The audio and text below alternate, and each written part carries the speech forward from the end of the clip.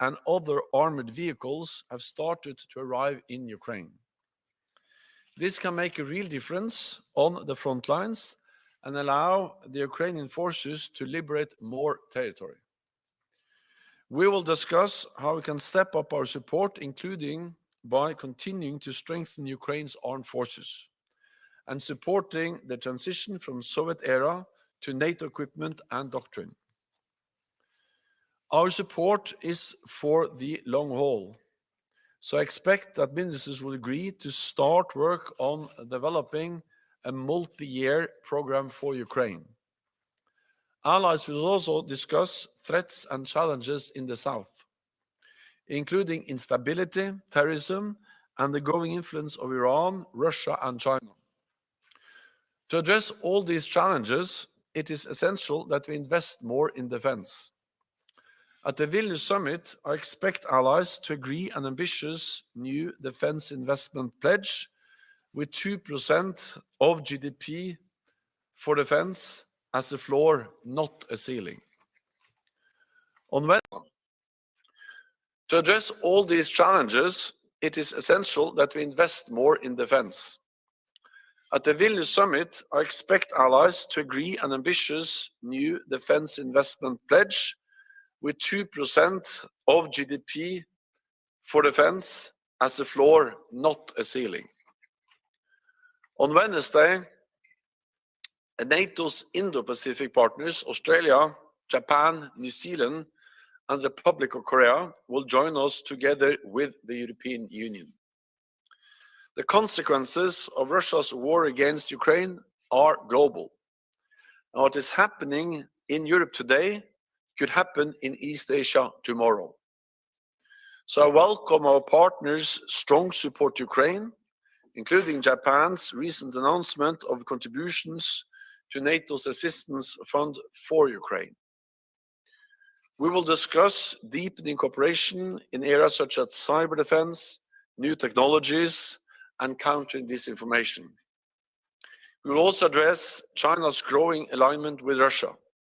Any provision of lethal aid by China to Russia would be a major mistake. Bueno, Jens Stoltenberg, secretario general de la OTAN, hablando de lo que han discutido hasta ahora en esa reunión, por cierto, previa a esa cumbre, donde se discute y mucho cómo va a entrar Finlandia, que parece que lo tiene ya todo hecho, pero sobre todo Jens Stoltenberg tiene como objetivo que Suecia entre también en la OTAN en ese mismo paquete en lo que va a hacerlo Finlandia. Van a empezar ya con esa rueda de preguntas. Ha hablado de la cooperación, por cierto, dentro de la OTAN de Japón, una cooperación extraordinaria también en aras de ayudar y contribuir a la mejora en Ucrania, tanto en la parte de provisiones, armamento, como en la parte de montante económico. Es decir, Japón también está involucrándose con la Unión Europea y con la OTAN, en este sentido, dentro de todo el bloque, en ese apoyo a las tropas de Volodymyr Zelensky. Nos vamos a trasladar hasta allí. Vamos con esas preguntas. Insisto, Jens Stoltenberg, secretario general de la OTAN en Negocios Televisión. The announcement by President Putin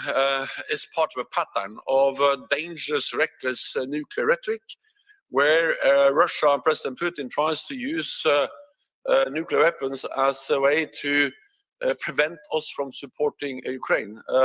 Intimidation, coercion to stop NATO allies and partners for supporting Ukraine in the right to defend their own country. We will not be intimidated. We will continue to support Ukraine. Of course, NATO remains vigilant. We monitor very closely what Russia does.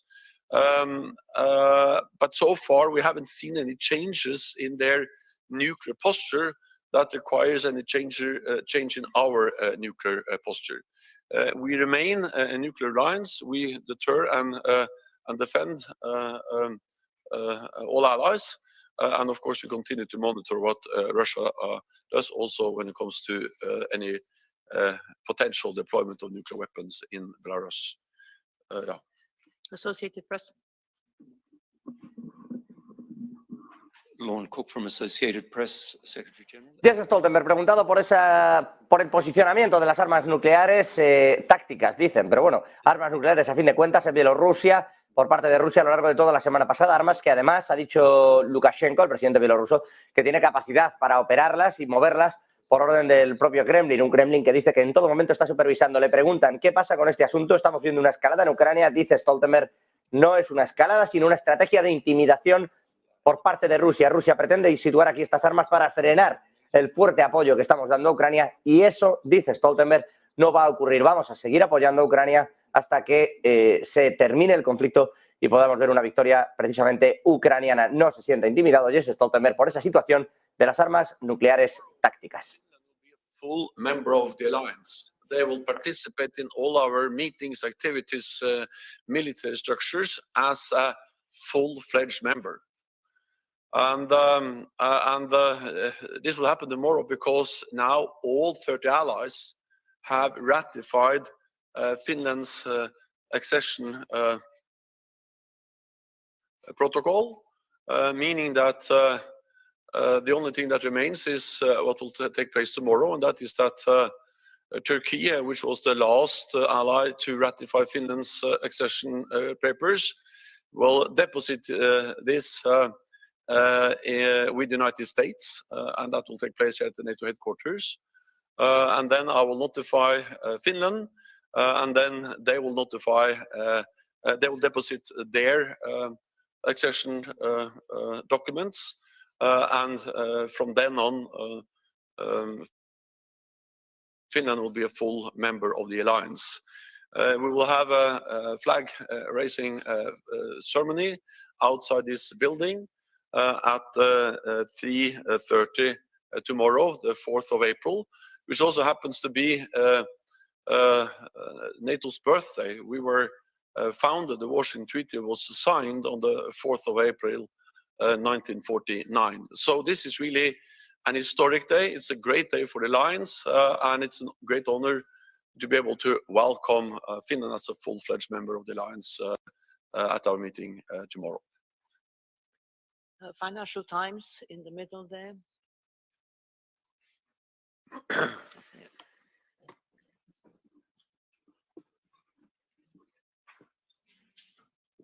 Jens Stoltenberg, el secretario general de la OTAN, habla ahora, lo hace sobre Finlandia, sobre esa discusión que se tendrá mañana. Dice en todo caso que hay que evaluar todos los candidatos y cómo han presentado una serie de documentaciones, del tipo de aportación que necesitan hacer con respecto a PIB, si todo está correcto y también si esto ha pasado los trámites parlamentarios necesarios en distintos lugares. En todo caso, Stoltenberg se muestra absolutamente confiado, en particular de la entrada de Finlandia en la OTAN. Dice que, bueno, estas pesquisas ya han sido resueltas con anterioridad y, evidentemente, además lo hemos contado aquí en Negocios Televisión, llevan estas últimas semanas con distintas reuniones el propio Stoltenberg y distintas delegaciones de Finlandia para precisamente poder permitirse esa entrada en la OTAN, incluso con la aprobación del Parlamento de Hungría y también del Parlamento turco, absolutamente necesarias para esa entrada en la OTAN. Vamos precisamente hasta allí, volvemos a escuchar a Stoltenberg.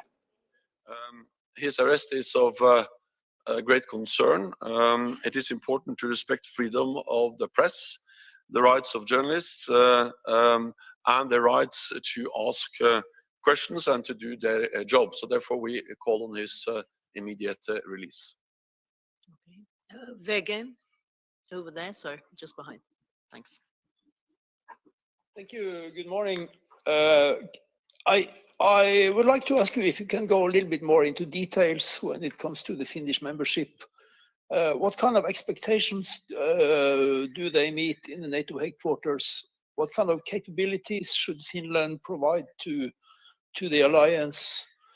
And what else do you expect from Finland in this days of accession? Is these formalities that are on the table? What kind of command headquarter would support Finland in the case of the needed? Thank you. So first of all, Finland will bring to the alliance substantial military forces, well-trained, well-equipped, with also large reservist army. And also now investing in new advanced modern fifth generation aircraft, F-35s, more than 60. And we also have to remember that Finland is among the few countries in Europe that actually didn't reduce investments in defense, didn't reduce the readiness of their armed forces at the end of the Cold War. They continued So they have invested over many years.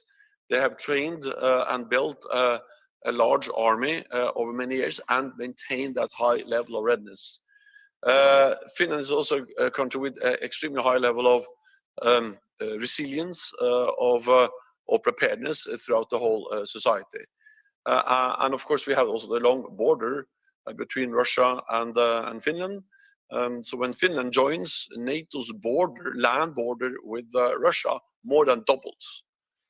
So what we see is that President Putin went to war against Ukraine with a declared aim to get less NATO. He wanted NATO to remove our forces, our structures from all allies that have joined after 1997, meaning all allies in Central and Eastern Europe.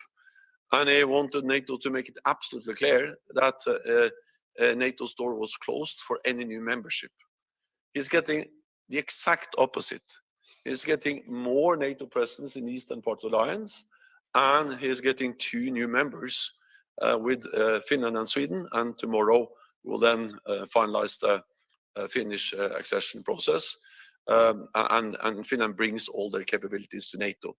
Then the process of integrating Finland into NATO's command structure has been going on since last summer, because as soon as we invited Finland and Sweden, we started the process of integrating them into our military structures. That will be an ongoing process,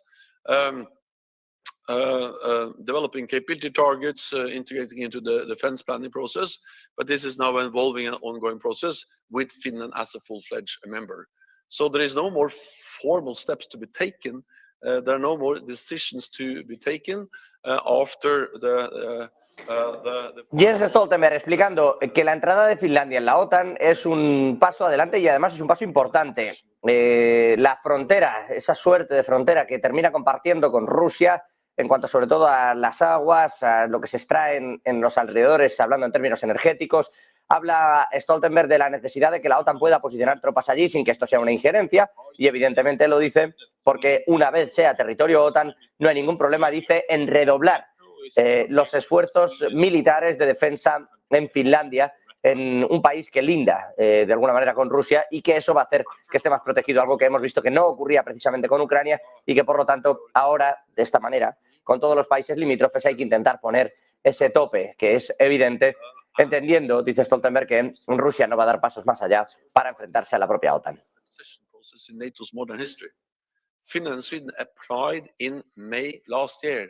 Already in June, both Finland and Sweden were invited by all allies to become members, and all allies signed the accession protocols. That decision is actually a very important decision. The decision we made at the NATO summit in Madrid last June, because that gave Finland and Sweden a special status. A status that means that Sweden now can participate in NATO's military and civilian activities, being integrated into NATO's military structures. We assign capability targets, interim capability targets to Sweden, and many allies have also provided bilateral security assurances to Sweden. And now with Finland as a full member, that will further increase Sweden's security and also further integrate Sweden into NATO, because Finland and Sweden are so closely integrated already. So I'm saying all of this because we should not leave the impression in the way that Sweden is left alone. No, Sweden is very much inside NATO, integrating into military civilian structures.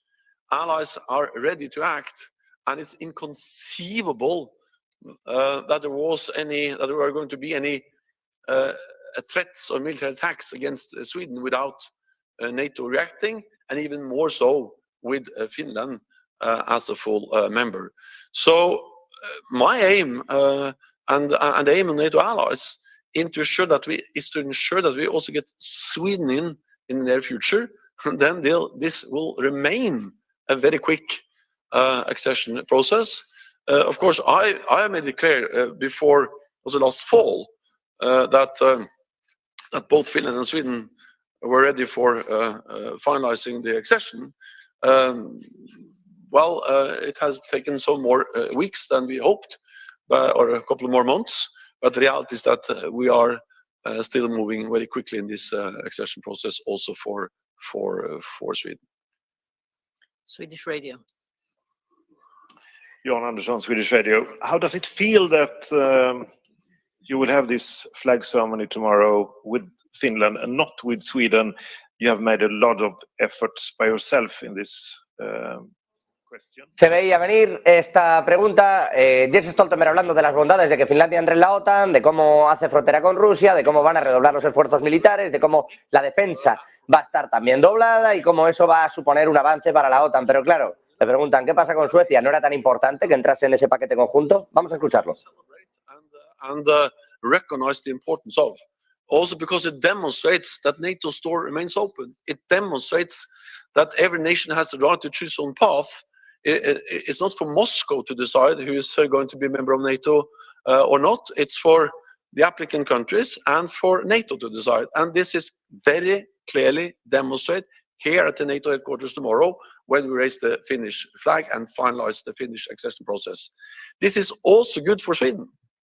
It makes Sweden even more integrated into NATO and makes Sweden even more safer, with also then Finland, a close neighbor, as a member. And then at the same time, as we celebrate and enjoy that Finland is now a full-fledged member, we should continue to work to also finalize the Swedish accession process. And I will continue to work hard on that. I'm confident that we will succeed. And in the meantime, Finland will be in a much better position than Sweden will be in a much better position than Sweden were before they applied, because of the close integration into NATO. Frankfurt Allgemeine. Es para reírse, si me permiten. Suecia intentando entrar en la OTAN a toda costa, junto a Finlandia desde hace meses. En cuanto a candidatos, años. La aceleración de ambos, todo lo que ha podido y más la OTAN. Stoltenberg asegurando que no se podía entrar por parte de Finlandia si no entraba a Suecia, que todo tenía que ir de forma conjunta y que además eran candidaturas que se iban a aprobar a la vez. Bueno, pues Hungría ha vetado la entrada de Suecia, Turquía ha vetado la entrada de Suecia, Suecia no va a entrar, se quiera poner como se ponga Stoltenberg, y por todo decir, y como consuelo, le dice a Suecia que bueno, que si Finlandia entra ya tiene un vecino dentro de la OTAN y que eso también va a darle más seguridad a la propia Suecia. Ese es el nivel y este es el punto en el que se acaba de quedar Suecia. With little support weapons, as allies and partners have done for a long time, and then also with urgent non-lethal support. But at the same time, we need also a more long-term perspective. And in addition to stepping up the short-term urgent need for support to Ukraine, we also need to have a perspective that goes a bit beyond the coming weeks and months. And especially we need to also look into a future where this war has ended. And that's the reason why I expect the foreign ministers, when they meet tomorrow and the day after tomorrow, to start to agree on a more long-term partnership where we can look into how we can help Ukraine not only with the immediate need to defend themselves against Russia's brutal war of aggression, but also to move closer to NATO by implementing reforms, by continuing to modernize the defense and security institutions, including fighting corruption, and by moving from Soviet-era equipment standards doctrines to NATO standards and doctrines. This will also improve interoperability between Ukrainian forces and NATO forces. A lot has already happened, but we need to do more, and we need to work on this on a more multi-year, long-term perspective. The NATO-Ukraine Commission is an important platform. It has met regularly at the ambassadorial level. Now, you are correct, it is some time since last time we met at the ministerial level, but we should continue to meet at different levels, including at the ministerial level also in the future, because this is a way to address a wide range of issues, including issues related not only to support, economic, military support to Ukraine, but also issues as reform, the fight against corruption, and minority rights. So this platform is an important platform to strengthen further our relationship with Ukraine. Okay, Kiev Post. Sami Tejima from the Kiev Independent. I wanted to ask, today we speak of Finland's accession to NATO to strengthen Finland's security. How do you assess European security would have looked like if Ukraine had been able to join NATO prior to Russia's full-scale invasion of Ukraine? And will it be ever possible for Ukraine to join the alliance? Por cierto, que le preguntan también si Ucrania entra en la OTAN o no, y no entra, pero como si lo pareciera. El caso es que dice Jens Stoltenberg que tienen que mejorar muchísimas cosas dentro del país, no solo la capacidad militar e implementar una serie de reformas estructurales dentro de la propia Ucrania, sino también mejorar la oficina anticorrupción y algún otro tipo de tareas y cuestiones relacionadas con el tipo de aportaciones que se realizan desde el PIB y cómo se realizan, así como la diferenciación también de la justicia, etcétera. Una serie de reformas que es obligatorio para cualquier miembro que entre en la OTAN. De momento, eso sí, con ese Consejo de Seguridad lo que están viendo es que la OTAN, de facto, acaba tomando decisiones prácticamente de forma conjunta con la propia presidencia de Ucrania. Volvemos hasta allí. And of course, the whole issue of membership will not be relevant. So the first step towards any membership of Ukraine into NATO is to ensure that Ukraine prevails.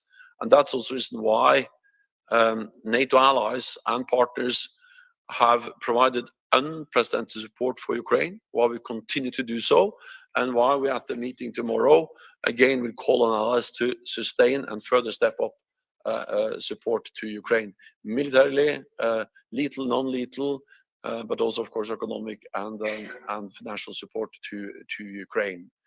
So this is the first and most urgent and most important step. The second is that we are then also looking into how can we develop our political relationship with Ukraine, and some of the ideas we have of how we can expand the work we do on more long-term reforms, institution building, transition from Soviet era to NATO standards, interoperability. Of course, all of this also helps to move Ukraine closer to Euro-Atlantic integration to the NATO family. So I think these things are very interlinked. I cannot give you an exact date, but what I can say is that allies are extremely focused on ensuring that Ukraine prevails.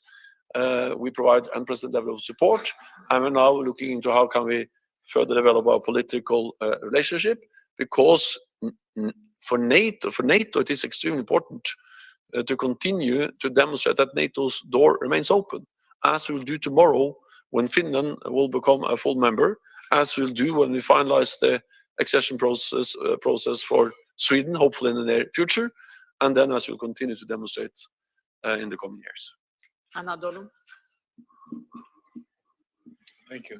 Secretary General, you said you are going to work hard for Sweden's membership. Have you been suggesting them anything? Because Le pregunta sobre Suecia, habla él también de Finlandia, que entrará mañana de forma oficial en la OTAN. Está convencido, dice, ya están todo hecho, todas las revisiones perfectamente dadas, los parlamentos que tenían que dar su visto bueno también lo han hecho, no hay ningún tipo de veto por parte de los países de la OTAN y finalmente Finlandia, dentro de esa frontera con Rusia, verá redoblado precisamente el esfuerzo militar que puede realizarse en cuanto a términos de defensa dentro del país. Es importante porque también linda de alguna manera con Rusia y esto va a hacer, dice Stoltenberg, que esté más protegido y a su vez sobre Suecia, que se queda fuera, no pasa nada, siguen trabajando en ello y tener a Finlandia como vecino dentro de la OTAN ya le supone un esfuerzo, un aumento en la seguridad que también verá como el propio pueblo sueco, bueno, pues se beneficia de todo ello. Volvemos con Jens Stoltenberg, volvemos con el secretario general de la OTAN en este día previo a la entrada de Finlandia, precisamente oficialmente ya dentro de esta organización.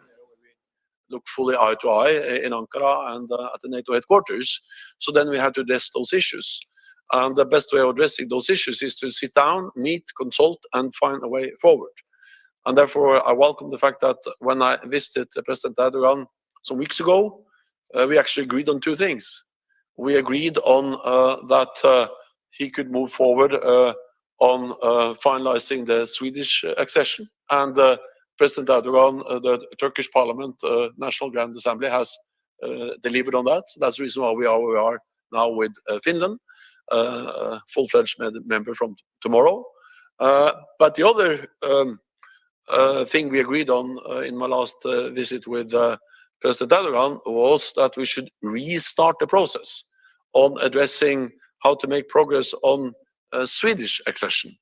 And that's the reason why we were able to convene a meeting of this permanent mechanism, Finland, Sweden, and Turkey, here at the NATO headquarters some weeks ago, and also why we have agreed to meet again. Because when there are differences, the best way of addressing them is to sit down, consult, and see how we can find a way forward. So we will continue to work to support the efforts of the permanent mechanism. And my message is that, yes, Turkey has some legitimate security concerns, and all allies should address them. They also matter for us. And yes, therefore, I also welcome that Finland and Sweden have agreed to step up cooperation with Turkey. Sweden has implemented stronger legislation on the fight against terrorism. Mechanisms are in place to exchange more information, intelligence. Sweden has removed any restrictions on arms exports to Turkey. And we also have to understand that when Sweden and Turkey now are working more closely together on fighting terrorism, that helps Turkey in their fight against, for instance, PKK, which is regarded as a terrorist organization, not only by Turkey, but by Sweden, Finland, NATO allies, the European Union. And of course, then we work together to fight this terrorist organization. But it also helps Sweden in addressing some of the organized crime that Sweden is seeing taking place in their own streets. Because we know that there is a close link between many of these terrorist organizations and their activities and organized crime, drug traffic in a country like Sweden. So I strongly believe that we have a common interest in addressing these issues, and by demonstrating that we can ensure that also Sweden can be a full-fledged member of the alliance in the near future. Suecia, podemos asegurar que será el próximo miembro de la OTAN, pero estamos trabajando en limar ciertas asperezas. Se refería sin ningún tapujo Stoltenberg a ese desencuentro que tiene Suecia para con Turquía, especialmente a raíz de, bueno, los incidentes sobre la embajada turca, en lo que algunos ciudadanos suecos quemaron varios libros del Corán, lo cual soliviantó a la parte turca, que evidentemente ha vetado, igual que ha hecho Hungría, la entrada de Suecia en la OTAN. Dice que están trabajando para limar estas asperezas, que entre otras muchas cosas Suecia puede aportar y mucho en la lucha contra el terrorismo interno que aún tiene y que libra diariamente Turquía, y que en ese sentido cree que las reuniones bilaterales que están teniendo de forma diplomática ambos países con la OTAN como intermediario van a lograr precisamente que se limen esas asperezas y que finalmente, tras hablar también con Hungría, Suecia forme parte de pleno derecho de la OTAN. In defending against the hybrid campaign it is facing.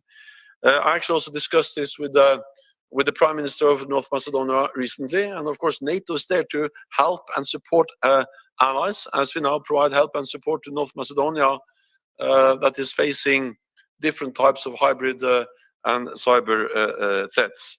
The support that NATO and allies are ready to provide to North Macedonia includes technical support and stronger cooperation to fight disinformation.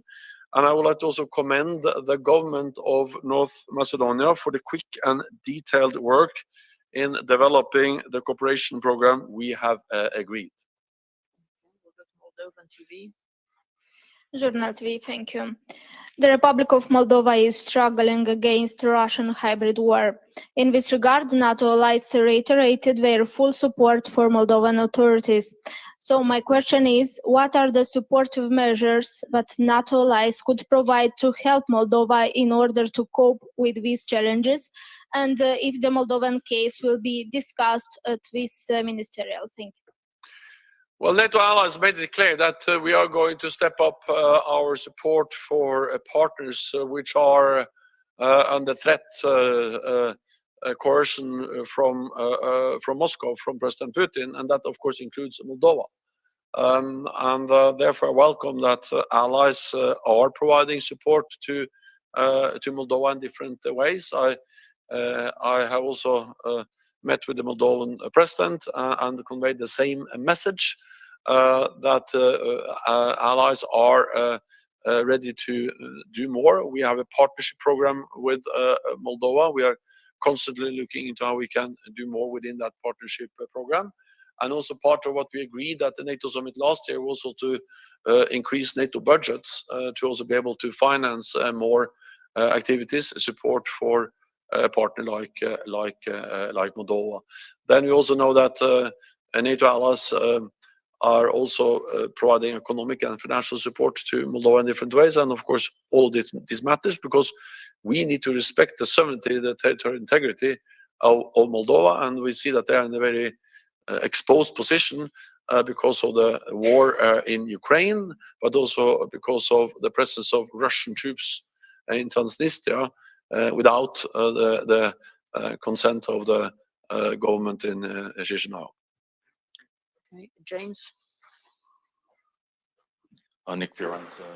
De puntillas y sobre una línea muy fina acaba de caminar Jens Stoltenberg tratando de explicar lo que ocurre con Moldavia, por qué no se le presta ayuda, por qué no, si se crea Maya Sandu, si se introduce a la presidenta de Moldavia en distintos foros mundiales para precisamente exponer la situación y cómo se encuentra Moldavia, en tanto que la propia Sandu ha asegurado varias veces que hay elementos desestabilizadores y especialmente injerencias en su política interna debido a miembros y a grupos políticos bielorrusos y que además la propaganda rusa está intentando calar con fuerza en su país y que por eso están en el estado de emergencia. Jens Stoltenberg se limita a decir que no nos metemos en la soberanía de otros países y que por lo tanto respetamos que estén en estado de emergencia y que por supuesto vigilan de cerca tanto las querencias de Sandu como las negativas, dice, de los países, pero está muy cerca territorialmente, lindando con Ucrania, tiene esos problemas en la parte de Transnistria y Rusia y en ese sentido, dice, Moldavia debe tomar con mucho cuidado este tipo de decisiones para estar protegido, pero también evidentemente para no soliviantar ningún tipo de o no tener ningún tipo de problema con los países limítrofes. The two decisions we make as NATO, meaning the decision to invite and then to agree the accession protocol for Finland and Sweden, we made them last summer. And since we made the decision of inviting Sweden to become a NATO ally, since then we have worked on the integration of Sweden into our military structures, including military planning and including capability targets. This process takes time because it's a big process. But this process of integrating Sweden into NATO's military structures and planning has not been delayed by the ratification process, because that has just gone on, and it will continue also after they become a full-fledged member. So I think sometimes you should not make the mistakes that until the final ratification has been done, nothing happens. A lot happens. It started to happen the day we invited them, because then Finland and Sweden got the status as invitees, meaning that they sit at the NATO table, in NATO meetings, the North Atlantic Council, the military structures, the different committees, integrating nitty-gritty more and more, including with interim capability targets for Sweden. We were also developing interim capability targets for Finland, but of course now these interim capability targets will turn into as a normal capability targets. The difference is not that big because we know Sweden very well. They're all very close to NATO, and with Finland becoming a full member, and knowing the very close relationship for many, many years between Finland and Sweden, that will make Sweden an even closer, or make sure that Sweden comes even closer to NATO also in the military structures. So I say this because sometimes you get the feeling that in a way Sweden is left alone. No, Sweden is not left alone. Sweden is as close as it can come as a full-fledged member, and we continue to integrate Sweden. We will do even more, and then we will, of course, as soon as possible, also then finalize the formal membership process. Thank you very much. This concludes the press conference, and we'll see you tomorrow. Thank you. Thank you.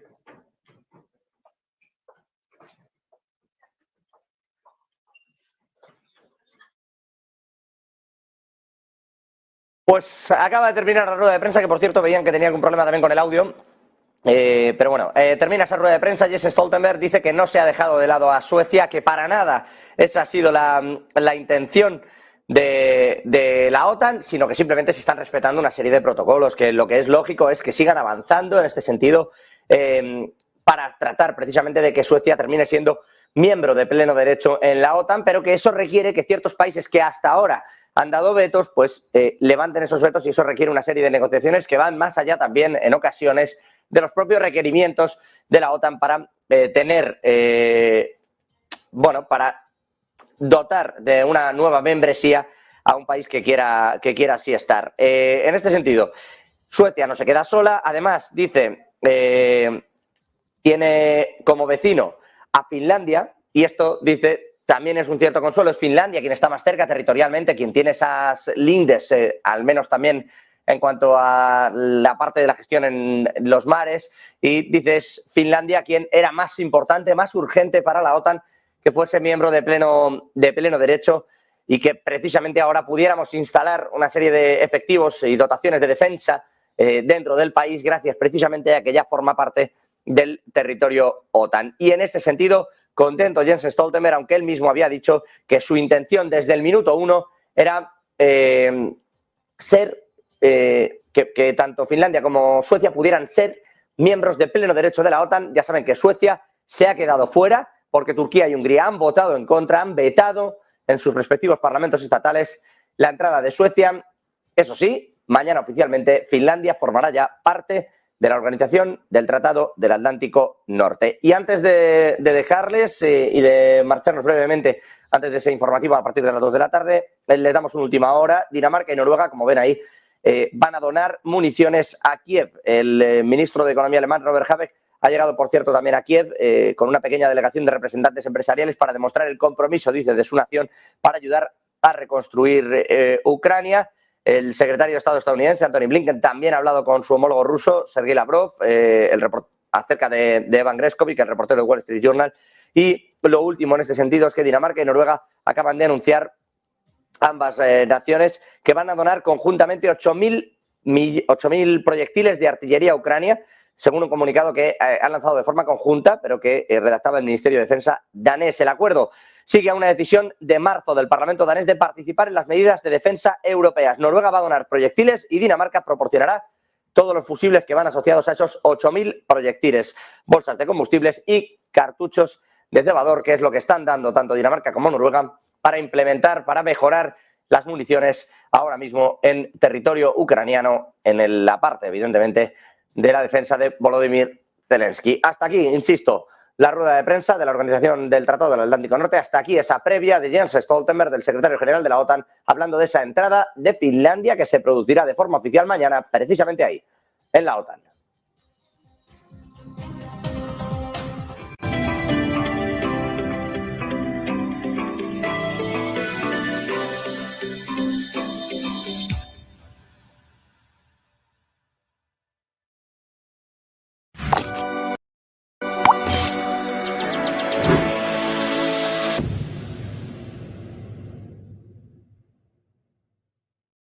Luis Rodrigo de Castro,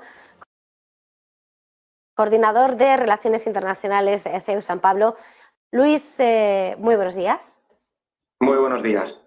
Bueno, hemos arrancado, lo estamos diciendo, pendientes de cómo el mercado del petróleo se disparaba por ese anuncio sorpresa